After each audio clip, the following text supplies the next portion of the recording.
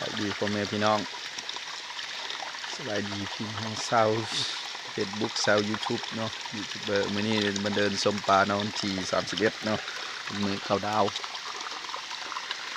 ชมธรรมชาติพี่น้องเอ้ยสวยสดงดงามอยู่บ้านเฮาบ้านคนทันเมืองสวรรค์เขื่อนสวรรค์เนาะ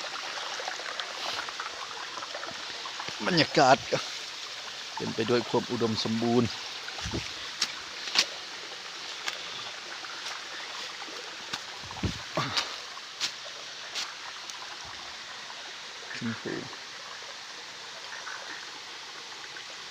ไหลใสเย็น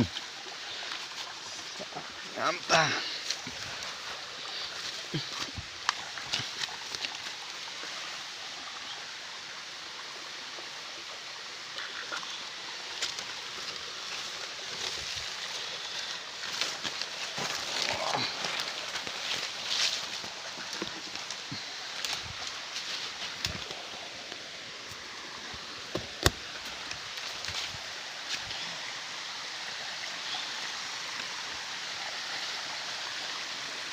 น้ำไหลเนาะ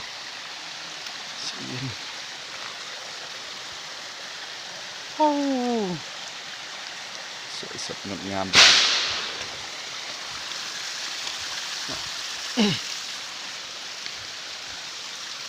เป็นธรรมชาติ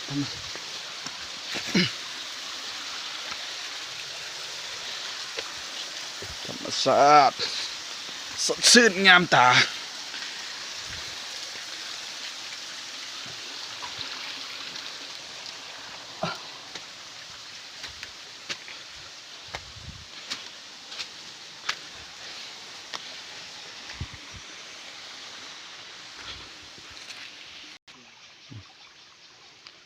หมังปก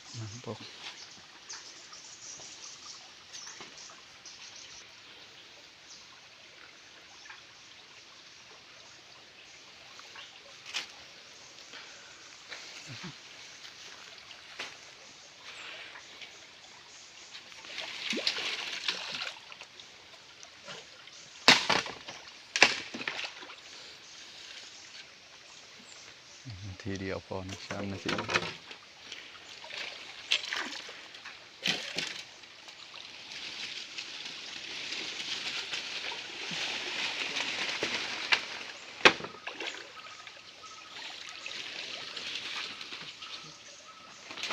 เช็ดอันสุดยอด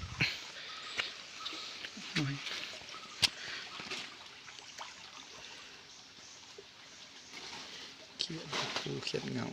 งาอากาศเย็นดี